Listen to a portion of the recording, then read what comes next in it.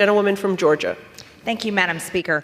My amendment strikes funding for the North Atlantic Treaty Organization, NATO, Security Investment Program.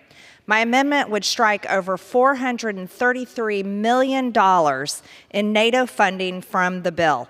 America should not be doling out hundreds of millions of dollars to international organizations to help them fight their enemies, especially when they are unwilling to fight for themselves.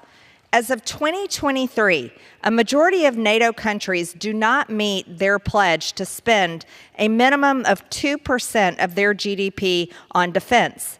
The United States has been financing and promising to defend NATO countries for decades and paying more than its fair share, all while countries like Germany fail to fulfill their NATO obligations. European countries could and should be stepping up their financial contributions to ensure the security of NATO.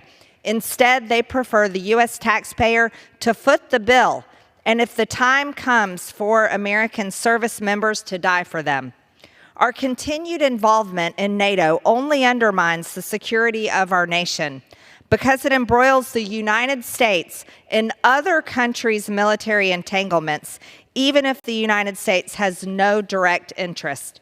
This is exactly what has happened in Ukraine, which could become a part of NATO. Billions of American taxpayer dollars go to the corruption capital of the world, and the sanctions placed on Russia end up actually hurting Americans.